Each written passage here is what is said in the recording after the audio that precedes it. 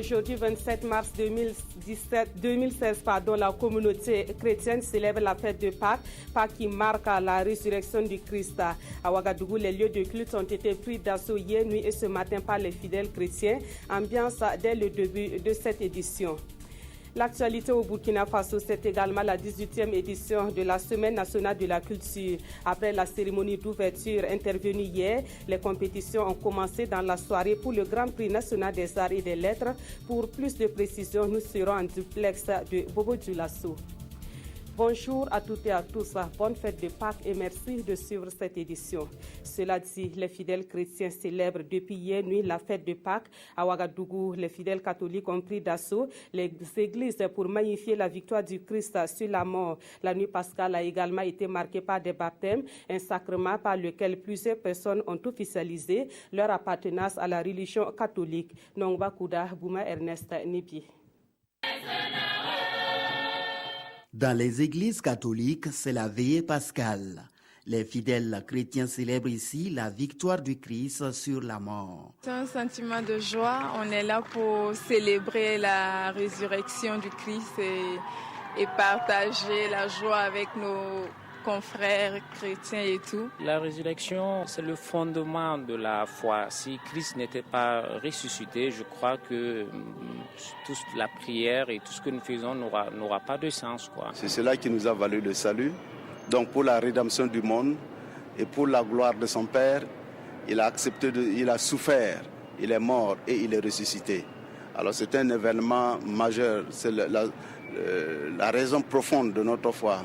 Et comme dit le Saint Paul, si le Christ n'est pas ressuscité, vaine est notre foi. Cette année, la fête de Pâques est célébrée dans un contexte difficile pour l'humanité. Le monde est en proie à l'insécurité, à la souffrance et à la violence. C'est pourquoi, au cours de cette célébration, le cardinal Philippe Ouédraogo, qui a présidé la messe à la cathédrale, a invité les fidèles chrétiens à être des artisans de la paix partout où ils se trouvent. D'abord, le témoignage au niveau de la famille, du mariage de la famille. Vous savez que la famille, c'est l'avenir de l'humanité et de l'Église, c'est fondamental. Or, de nos jours, la famille est éprouvée, agressée de toutes sortes. La deuxième interpellation, c'est la contribution des chrétiens pour un monde réconcilié, pour un monde de justice et un monde de paix. Là, les chrétiens ont un rôle irremplaçable au niveau des quartiers, des CCB, des familles et au niveau aussi des lieux de travail. La veillée pascale a été également une occasion de baptême, un acte par lequel plusieurs personnes ont marqué leur entrée officielle dans la communauté catholique. La fête de Pâques commencée hier nuit se poursuit aujourd'hui. Dans les lieux de culte, ce matin, les chrétiens ont chanté et dansé pour célébrer la victoire du Christ sur la mort. Au cours des célébrations, l'importance et le sens de la résurrection du Christ ont été rappelés aux fidèles chrétiens. Une de nos équipes a fait le tour de quelques temples évangéliques de Ouagadougou, Mokhtar Ouedraogo, Ruth Bini Ouattara. Aujourd'hui, c'est Pâques, l'une des plus importantes commémorations dans la grande famille chrétienne. La Pâque ou le jour anniversaire de la résurrection de Christ, le fondement de la foi chrétienne. À l'église des Assemblées de Dieu de Yamtenga, les fidèles ne se sont pas fait prier pour une commémoration tout en couleurs à travers des chants et danses de victoire. Christ est le sang divin, l'agneau de Dieu qui est descendu du ciel, qui n'a pas été mêlé au problème du péché de l'humanité, mais en lui quand même, il a porté nos péchés. Et il a été le sacrifice parfait. Peu importe la dénomination, chaque acteur intervenant au cours de cette journée se doit de lui donner un cachet particulier. Rappelons-nous qu'à l'occasion de Pâques, nous avons la pleine manifestation de l'amour de Dieu pour l'humanité. Et Christ ressuscité nous donne la victoire pour marcher et la victoire pour le suivre. Au tabernacle Bethel Israël de Dassasco, le message du jour a rappelé aux chrétiens le sens du sacrifice de la croix et la portée du sang de Christ qui soustrait l'homme de la mort, conséquence de ses péchés. Jésus, en venant, par rapport à l'œuvre qu'il a accomplie, il a inauguré une nouvelle route nouvelle et vivante. Et sur cette route-là, désormais, quiconque croit que Jésus-Christ est le Fils de Dieu est habilité, est autorisé, est permis de marcher sur cette route-là. Au-delà donc des festivités, Pâques est aussi une journée de prise de conscience et de proclamation triomphante. Autre point de l'actualité, et on revient sur la victoire des étalons hier face à l'Ouganda. C'est un pari réussi pour le 11 national avec le score d'1-0. Les étalons conservent leur chance de qualification pour la CAN Gabon 2017. Le président du Faso était hier au stade pour soutenir les étalons. Retour sur les temps forts du match avec Mokhtar Ouedraogo et Kalfa Ouattara. Un but, 3 points, c'est l'essentiel dans cette rencontre au coupéré qui opposait les étalons au Crunch de l'Ouganda dans l'acte 1 au stade du 4 août. Une troisième journée qui a vu le soutien ô combien important du président Roch-Marc Christian Kaboré, venu soutenir le 11 national. Une première dans les annales dans un match qualificatif. Une autre première, le retour de Paolo Duarte à la tête des étalons. Dans cette opposition, la première période assez poussive est vite à oublier. 0-0 à la pause. La deuxième période voit des étalons plus entreprenants. À la 60e minute, Bertrand Traoré, dans un numéro qu'il a seul la maîtrise, se débarrasse de ses gardes du corps et trouve Jonathan Pitroipa. Le technicien des étalons réussit son crochet, mais il est abattu. L'arbitre indique le point de pénalty. Pitroipa transforme l'occasion. Les étalons l'emportent 1-0 et prennent la tête du groupe D. C'est avec beaucoup de fierté que nous avons assisté à la victoire des étalons aujourd'hui contre l'Ouganda. Je crois que c'est un match qui était très attendu au regard de notre position dans notre poule et cela nous donne de grands espoirs. Je voudrais d'abord remercier le peuple burkinabé pour sa présence massive de soutien à l'équipe nationale. Car je l'ai dit la dernière fois lorsque j'ai reçu les étalons, nous devons à tout moment soutenir nos ambassadeurs, de manière à ce que le Burkina Faso puisse avancer très rapidement dans cette compétition. Reste l'acte 2 de cette confrontation qu'il faudra négocier le 29 mars prochain à Kampala. Et juste après la rencontre d'hier, les étalons se sont envolés pour l'Ouganda par vol spécial. L'équipe est actuellement à Kampala où elle doit jouer mardi prochain.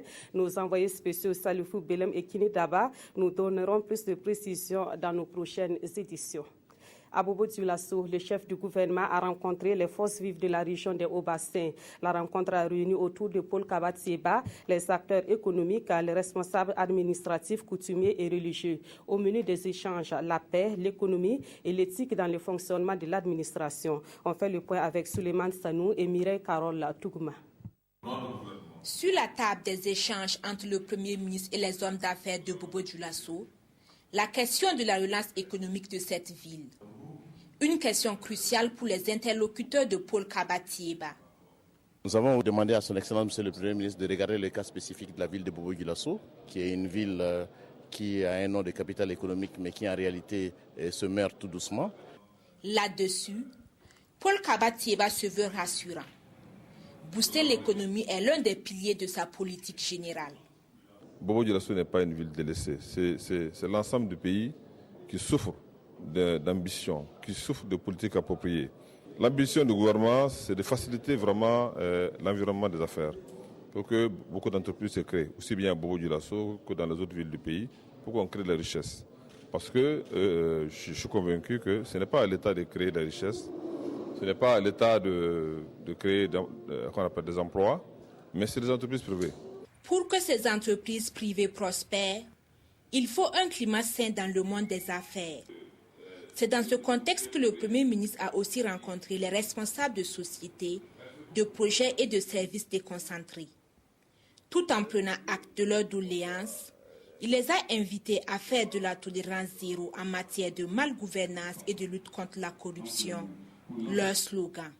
Une lutte pour laquelle il compte également sur l'accompagnement des autorités coutumières et religieuses, autorités avec qui il a eu des échanges sur la culture et la cohésion sociale. Auparavant, Paul Kabatieba a rendu une visite de courtoisie au chef de canton de Bobo Dioulasso.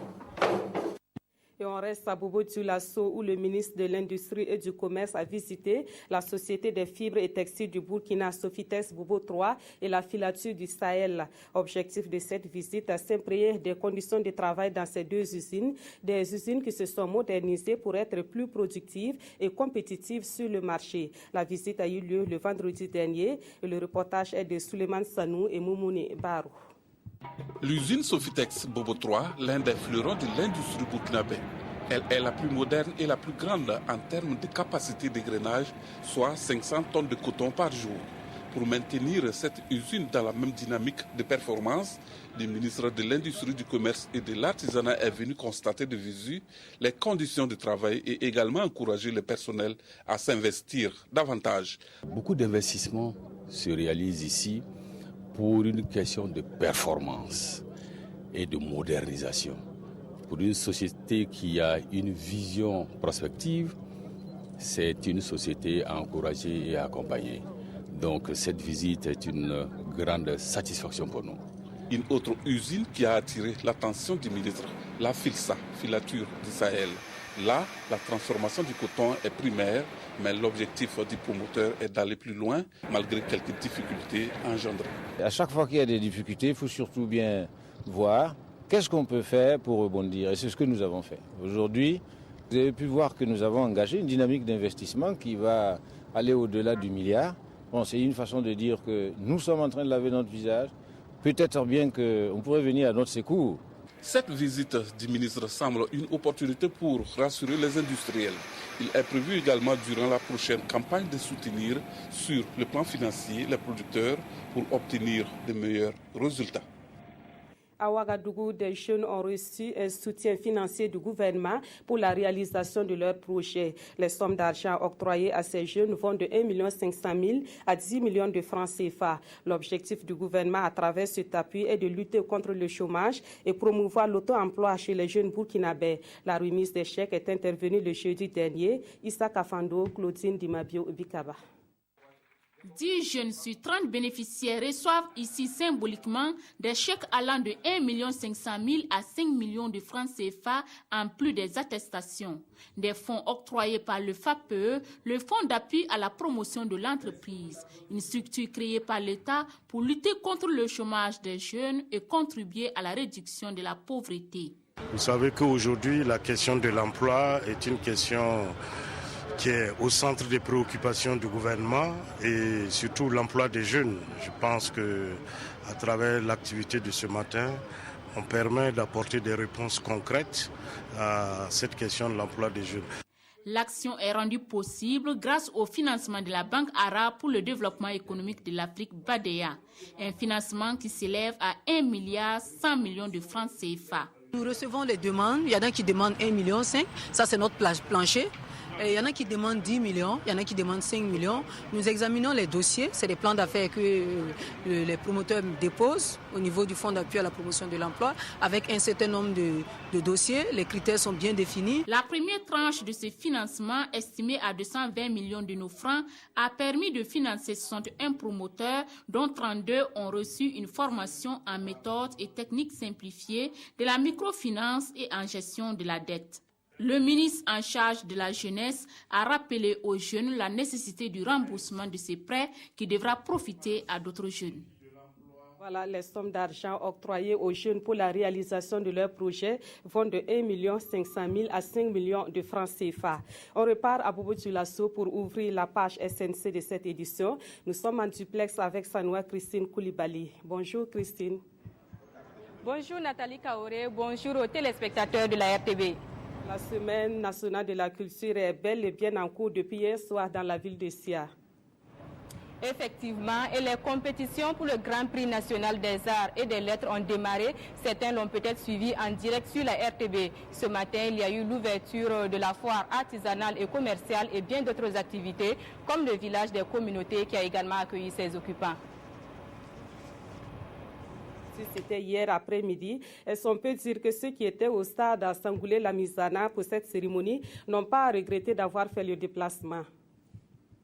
C'était le cas parce qu'à côté des artistes de renom comme Smokey, Bill Akakora et Amity Meria, il y avait un spectacle équestre avec des figures qui rappelaient le thème de cette 18e édition de la SNC, qui est culture et cohésion nationale. Le côté festif de la cérémonie officielle d'ouverture de la SNC, c'est avec Hassan Gourabou et Isia Kanana.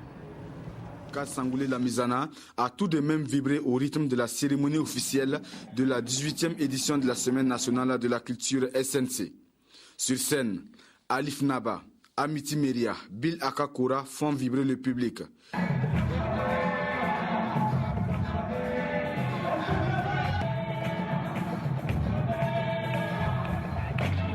Il fallait aussi compter avec les festivaliers. Chaque troupe a donné à voir un avant-goût de son talent. Nous étions inquiets pour une question de sécurité, mais je pense que tout s'est bien passé. Nous avons vu chaque région passer avec sa valeur culturelle. Et ça a été un fait marquant. L'une des principales attractions de la cérémonie d'ouverture est cette prestation équestre orchestrée par les cavaliers de l'aéroclub de Bobo Dioulasso. Une symbiose entre le cheval et son maître qui n'a pas laissé le public indifférent. J'ai beaucoup aimé la parade. J'ai beaucoup aimé la parade et les chevaux.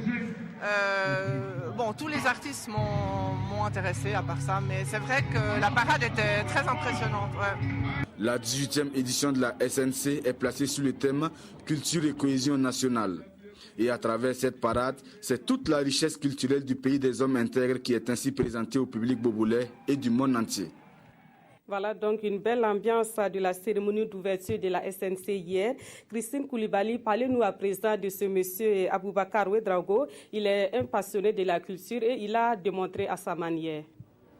Effectivement, à l'occasion de cette 18e SNC, Aboubakar Ouedraogo a fait le déplacement de Ouagadougou à Bobo Dioulasso. Gérard Somé et Amadou Lougué l'ont rencontré à son arrivée ici à Bobo. À Bobo Dioulasso, on l'appelle le marcheur de la SNC. Ouaga Bobo à pied. Aboubakar Ouedraogo l'a réalisé en moins d'une semaine. Et c'est aux environs de 16h30 qu'il fait son apparition au secteur 25 à l'entrée de la ville. C'est à l'occasion de la Semaine nationale de culture. Je vais marcher pour soutenir mon façon la Semaine nationale de culture. À 53 ans, il aurait participé à la plupart des éditions de la SNC, mais c'est la deuxième fois qu'il fait le déplacement à pied, un courage salué par le premier responsable du département de la culture. Franchement, je suis surpris. 350 km à pied, je pense qu'il n'y a pas meilleure manifestation de soutien à un événement que celle-là. Il a quitté Ouagadougou le samedi 19 mars à 9h16, muni de sa bouteille d'eau et des couleurs nationales, sans oublier son ordre de mission qu'il brandit à toute occasion comme preuve de sa bonne foi. Les différentes arrivées ont été signées par les différents commissariats. Il n'y a pas meilleure preuve que celle-là. Marié et père de 4 enfants, Aboubakar Ouedraogo fait aujourd'hui de la marche un gagne-pain et ça n'a pas commencé par la SNC. J'ai fait 8 marches, Ouaga. J'ai fait journée nationale des paysans aussi, même l'année passée à Dédougou. Presque à 11 décembre, j'ai fait à Dédougou encore à pied. Comment cet ancien chauffeur est-il parvenu à faire de la marche une activité à temps plein? Il compte raviver une tradition autrefois pratiquée par les grands-parents et son premier essai date des années 90 entre Niangologo et Ouagadougou. Je parcours par jour 55 km. Si c'est la nuit, 70 km. Après des jours et des nuits de marche, c'est le vendredi 25 mars à 19h02 qu'il franchit la porte d'entrée de la SNC, un véritable soulagement et qui mérite des gorgées d'eau. Je suis très content parce que je suis arrivé en bonne santé, trouver le président de SMC aussi. Ce sportif hors pair aurait déjà marché jusqu'au Togo, au Bénin, en Côte d'Ivoire et même au Sénégal pour prendre part à des événements d'envergure. Mais à chaque fois, le retour à Ouagadougou se fait à l'aide des moyens de transport.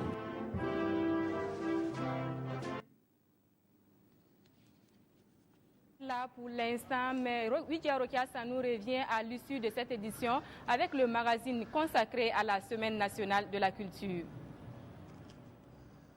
Sanoua, Christine Koulibaly, on retrouve l'équipe de la SNC dans notre édition de 20h.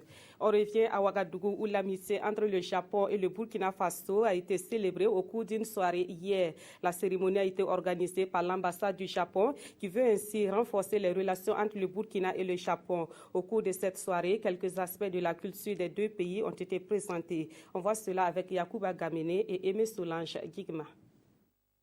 Initié dans le but de favoriser la rencontre entre les Burkinabés ayant séjourné au Japon et les Japonais résidant au Burkina Faso, cette première édition de la soirée d'amitié Japon-Burkina Faso a été une occasion pour les organisateurs de rappeler les liens de coopération qui unissent les deux pays depuis 1978. Entre le Japon et Burkina Faso sont les relations exemplaires.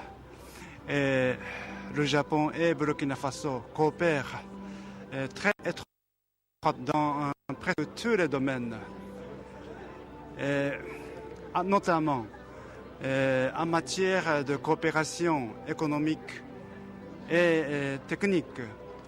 Cette soirée a été marquée par un concours d'allocution en japonais, une démonstration de karaté, des chants en japonais, de musique et danse traditionnelle burkinabé et des témoignages des stagiaires burkinabés ayant visité le pays du soleil levant. De ce que j'ai vu de l'extérieur et comme témoignage, je sais que la discipline y est, le civisme y est, le respect de l'autre y est, l'entraide y est. Et je crois que c'est ces aspects-là qui débordent et qui transparaissent donc dans la relation bilatérale qui existe entre le Japon et le Burkina Faso. De 1978 à nos jours, 728 Burkinabés ont séjourné au Japon dans le cadre du programme de stage organisé par la JICA. Une attestation de reconnaissance a été remise à l'association Faso-Japon Solidarité pour ses actions en faveur du renforcement de l'amitié et de la solidarité entre les deux peuples. C'est la fin de cette édition. Merci de l'avoir suivi. Toute l'équipe du 13h15 de cette semaine vous remercie de votre fidélité. Très bonne journée de Pâques sur la RTV et à très bientôt.